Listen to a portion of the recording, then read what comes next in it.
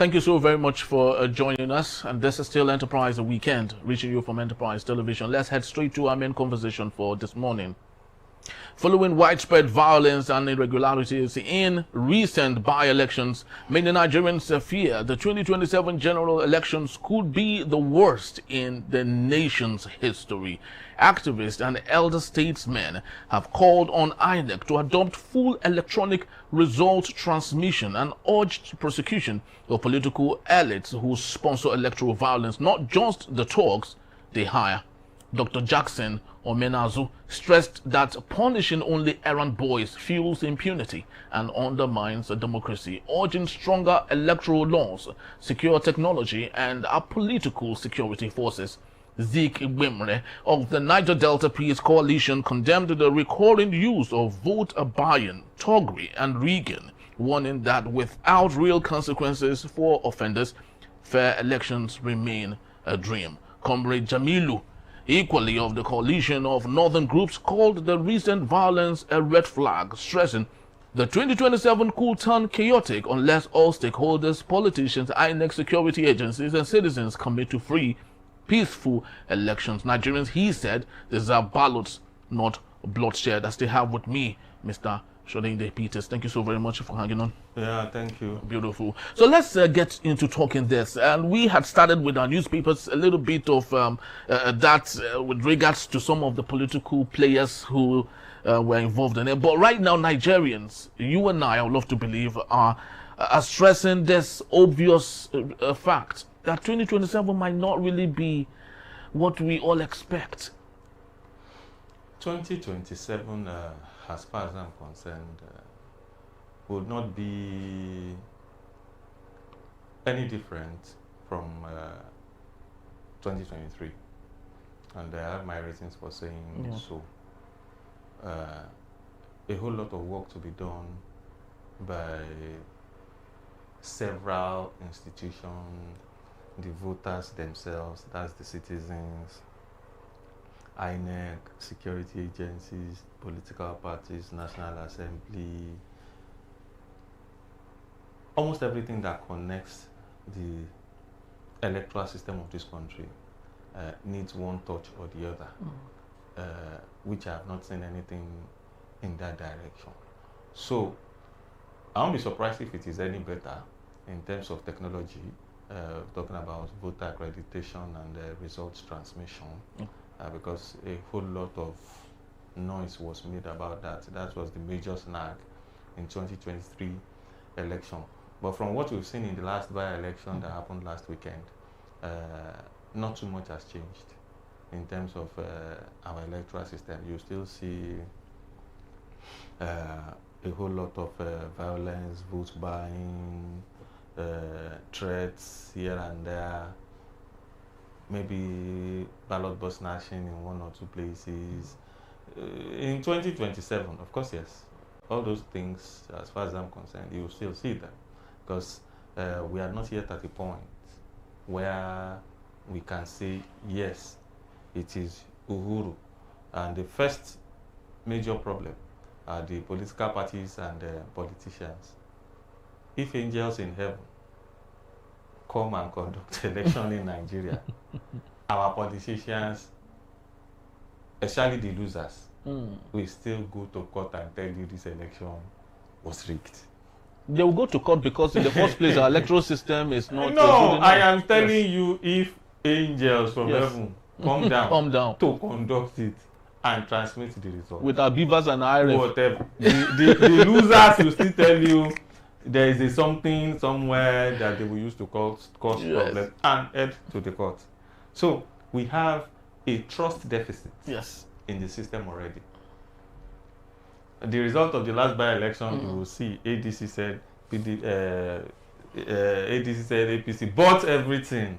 In fact, I saw videos. Even if they are old videos, they will show people giving money and say that is APC telling you. You will see where, was it in Enugu? Somebody in the prison, the Labour Party candidate won the election. Nobody's even been able to explain. Nobody has seen the guy. From the last report I read, he has not been seen. Even after winning, he has not They keep asking, how did your name get here? How did you win this election? You're supposed to be serving a 7-year term in prison. And for you to be serving a 7-year term, so your name is not supposed to be here. There. Because you are convicted. The system has a whole lot of issues within it. And if we have to unbundle it, number one, voters themselves, citizens need to conduct themselves in such a way, because whether you like it or not, it is me and you they are still using as thugs. It's me and you they are still using as whatever you see. Once you are 18, go and register. They have opened up the space now. Yeah. Voting and polling booths don't take place online. Not all this you're chatting. This one must win, this one is bad. Go and register. Number two, if you have changed address from one place to the other, so that you are not disenfranchised, can you go there and update your records? Two, INEC needs to work very well, because INEC needs to be truly independent and non-partisan. They must be able to transmit results even from the voter accreditation process, all those things. We must be able to see that 50 people came here and the votes we are transmitting is for 50 people. Yeah.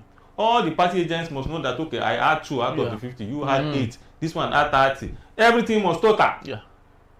The party agents must agree. We must all see the result transmitted live. Not at the end of the day, you have one hiccup somewhere and say there's something somewhere or else. That's the trust in that process will be killed. Security agencies, a whole lot to do. We still spoke about it last week and said that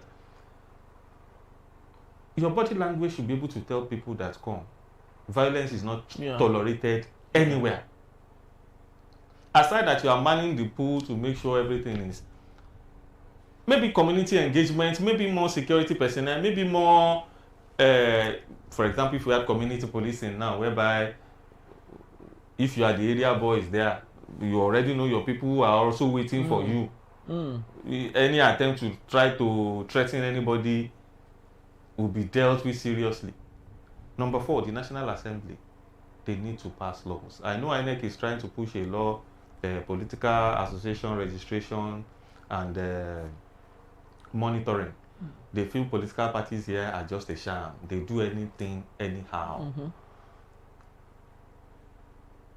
They want a situation whereby, right from your primaries, because all these political parties, they create a whole lot of problem for INEC. If you go and find out how that guy in prison, how the name got there now, you'll find out it's the party that put the name there, Labour Party. Knowing fully well. Believing that people might might ignorantly just vote for Labour Party. Knowing fully well that the guy is nowhere to be found. Top to bottom votes. That is what you get out of there. So you will now find out that 9 minutes people will be getting caught in injunction to say, okay, I'm the one that's supposed to be there. INEC will be changing ballot boxes by ballot papers, trying to reprint up and down. In some cases, they are unable to organize credible primary elections, and the candidates people actually want to vote for will be disenfranchised at the end of the day, because INEC will say, sorry, the person who conducted your own primaries were wrong, or maybe a whole lot. So political parties also have a lot to do. For example, look at ADC now. Up till today, you still do not know where they are heading to. Yeah. Some people are still claiming ownership of the party, that some people have hijacked it. Same happened in SDP. Before you know anything now, by the time they put down a candidate tomorrow, and you see some people go to court, you will see opposition have funded them to go to court. This is another media papa, this, that. Everybody will now come, blame INEC again and say, INEC is supposed to recognize this one. Instead of recognizing this one's tenure has expired. It is not INEC's problem. They did not invite you with your problem. It is not the court's problem. The court does not write letter to people, bring your case here. Yeah. No, you are the one who will now go out of your annoyance. You want to enforce your right, you are the one who approached the court. Court does not invite anybody to come to them. Civil society organizations, the media, they also need to take our politicians into account. Right reporters, not the ones that are sensational because we don't like this person or because we feel this person has this type of past or because we begin to report anyhow. You see, the whole value chain in our election needs a thorough overhaul. And between 2025 and 2027, the time that we have at hand is too short. So that we don't miss that particular headline. Yes. Another action INEC wants is the amendment of the Constitution and the Electoral Act so that, one, political parties, their registration and monitoring will be there. The second one is that they want an electoral offences tribunal. So that the people who commit these offences are actually brought to this court and tried. Not all these our normal courts that will take several years. These ones are a separate special court for election matters. Put it down. Once they catch you like this, you go there. Whether you are the dog or the man that sent you, whether it will work or not, is part of their plan that it will be there. So it's not as if INEC is also not thinking, but they alone don't own that process. And the people who are going to make these laws happen are the ones benefiting from the chaos. To remain in power. They benefit from this chaos. So tell me, how are we going to have these laws? How are we going to have these things? Will they pass it that, okay, anybody who commits offense, they must mention the Oga and the Oga will go to yes. They say no now. So that's why I said between now and 2027, I don't know how it is going to. A friend was asking me recently, are you sure democracy is the way? I laughed. Because he is being honest to you, because we have totally messed up. We have totally messed up what we learned, you know, to the definition of democracy. You know, I had told you about how that we are consciously creating a precedence. We have students studying political sciences, and there's a curriculum that they work with, what it is, what this is, what this is. At the end of the day, when they now get to the society, they now notice that what they studied all these years is different from what they see here. And it's because of all of these things that we keep doing. Very far apart. You could study anything. Should it be far apart? Well, you could study in medicine, when you study theory, that should reflect in your practicals. The human body is same everywhere. So can't we replicate that to politics? Politics now, it is human behavior. You can't be comparing a behavior to, like, a physical to a spiritual. Yes. The way you think is different. Part of what INEC wants is in this political party registration and monitoring. Put it in this law.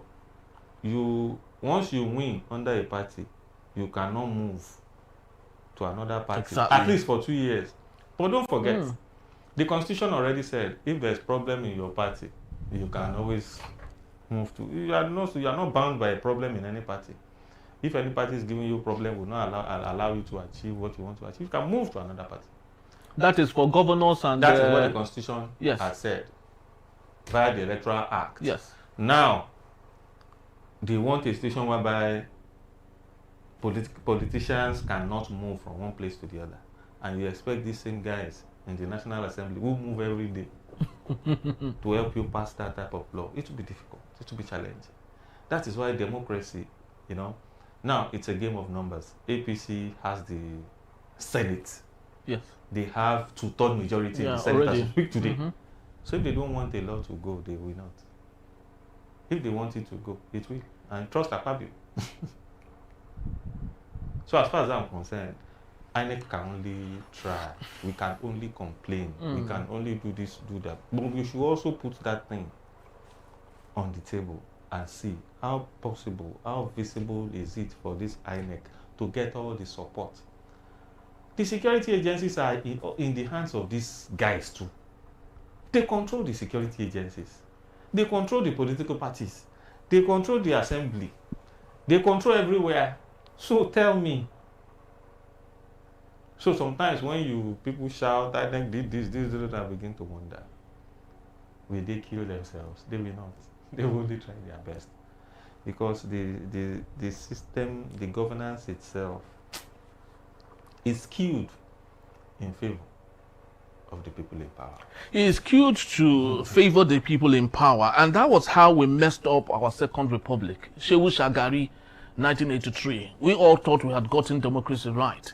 Obasanjo handed it over, and we thought that we wouldn't have a military takeover again. But all of the shenanigans you're mentioning now was what was repeated consciously by that administration, the Second Republic, and that killed the Republic.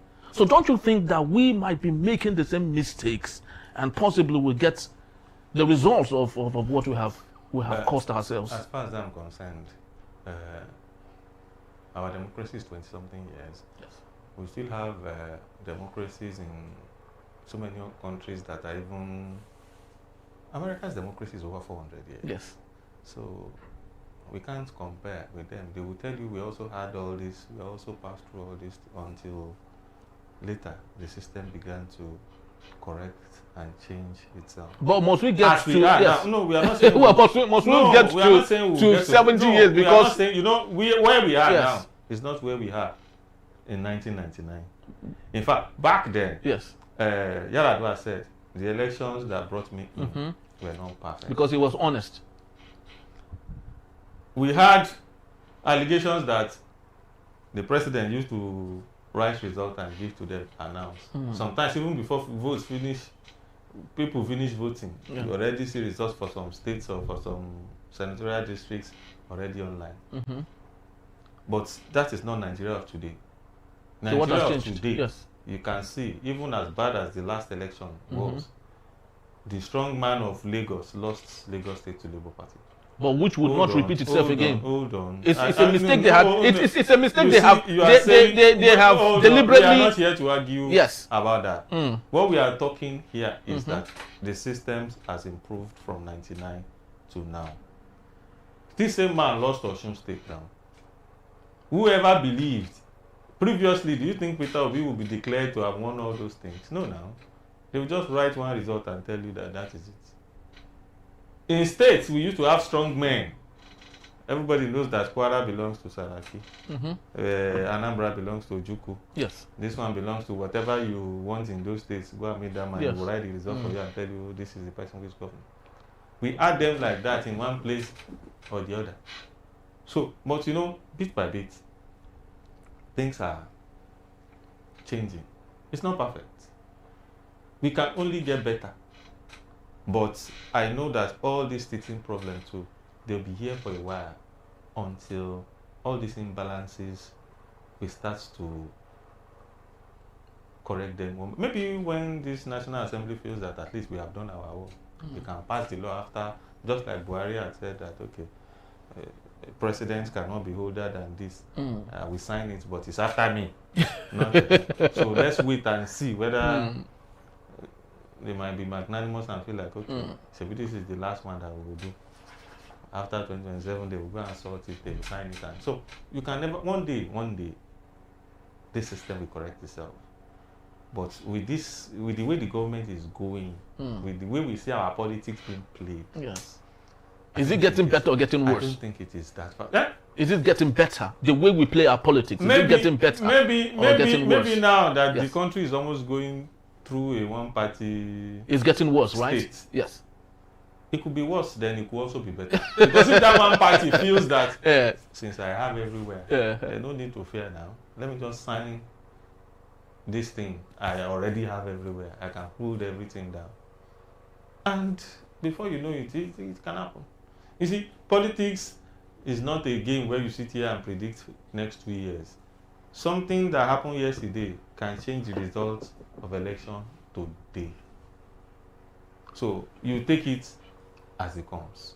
So I don't want to believe that anything is impossible, especially when it comes to politics. So I wish INEC well in their journey to run a 2027. We wish them well. I know the problem is there. We wish them well, and you did say it's not a teething problem. I do not know if the same teething problem, Singapore didn't go through it. They had their independence in 1965, and from there, a fishing city, a fishing country, from just fishing, it is now a first world country today. And So, and one go was and look asking at why are we? Singapore. Yes, They had a leader, Lincoln Yu. yes, Check very well how long it took him yes. to About 20, yeah, organize yeah, that a system. decade, yeah. These are countries whereby even up to the rice, they were importing rice. And this man said, we have our own now, Abakaliki rice, Ofada rice. Let's do it. There's stone, it's brown, it's this one. The man said, no, we'll be eating the brown like that. With the stone, we will eat it until we will get it right. And today, they export to the rest of the world. Generates income for them like fire. These are people who laid down their lives, who took a country as their own baby. They put the country first and not themselves. They didn't have first lady, first children, first all these things, empires here and there, they reign. All those things were not. We have them. Mahatma Gandhi in India, Gaddafi in Libya. We have them, a whole lot of them. They stood up for their countries, but check them too. They had time on their hand. Their people believed them. Who will people believe now in Nigeria? Because I wanted to ask you if we have a link on you in President Bola Ahmed Tinubu. Yeah, if you get anybody there now, the first thing is Sir Henry is a Igbo boy. We'll start to attack him. He's a Christian. We'll start to attack him. He's a man. We start to attack him. Put this other person there. You see, our own system, you can't compare it to those guys. Totally different. But I think until we have the right set of people, and maybe personally, as I used to say, we should go back to where we started from. And where did we start from? When we did all these regional governments, and almost each region and each state were independent, and everybody competing, bringing out the resources under your ground. Security was local, everything was, so that all these things. But if there's a pole in the center, like we are practicing now, that everybody just comes and collect money, it will encourage laziness. It will encourage and that's the reason everything. Governors are plugged into the center. Nobody. Just to survive. Former chief of defense staff, Buratai, was advising yesterday, Nigeria should do all the borders, make sure you fence and protect them. Like, why did you leave them all this while? It is because everything is to the center. If you know your state is where you will get your resources, your money to eat, a governor will not wake up and be like, that border, I don't care about it. At least we are carrying rice, carrying oil. When you know you are carrying weapons too to destroy you, they will make sure. But because everything is federal, nobody cares. If you know that if I don't work, I will not eat, you'll be more serious with what is happening in your environment. Very true. So as far as I'm concerned, I think this type of government we are practicing, with the type of people that we are, multi-ethnic, multi-tribal, multi-religious, does not befit us. It does not. Unity in diversity to the being. Separate Southeast today to stay alone and ask who will be president of the Southeast today. That is when you will know Peter Obi will not be president. Yeah, definitely. He will not be president. Yeah, there will be chaos there. Put Southwest today and say yes, who will be president? That is when you will know Bola Tinubu Might not be the most popular. Yeah, some other people we come up and people say yes, this one, no, not this one. Go there now. So you see, we are only this central government we are running encourages a whole lot of inefficiencies in the system, and the people suffer for it a lot. Yes. And you can see the result in terms of Japa, the way people just get tired of the system and just want a new, even if they have to go there and suffer, they don't mind, because at least you know that there's an element of sanity, yeah. in this system. Very true. That sanity is what we have lost. The sanity is what we have lost eventually, and unfortunately, if sister countries like Malawi, they'll be going to the polls very soon. Already they are digitizing their system. Right now in Malawi, if you want to check if your details is in the server itself, just USSD, you just press it, from any phone, you get your details and all that. And they are equally evolving towards electronic voting also, such that people necessarily don't need to stay in the queue. You just go to a particular center, you press in whatever it is, and your vote is counted there. And I do not know how long it will take us to get those technology right, because the technology is there. The willingness is what is not there actually. Because even if we get the best of technology and there's no willingness to make that work, there's still zero work done. You want to kill the politicians. All right, people, that's just about the time we have. We'd love to say thank you to you for making this a date. Please do well to follow us. If you may, you can see us at enterprisetvnews.com. You may equally like, comment, and follow us on all our social media platforms at Enterprise TV7. Thank you so very much, Mr. Shonin. You're welcome. Truly do appreciate your time. All right, we'll see you some other time. This is Enterprise Weekend. Thank you and have yourself a splendid time. Bye-bye.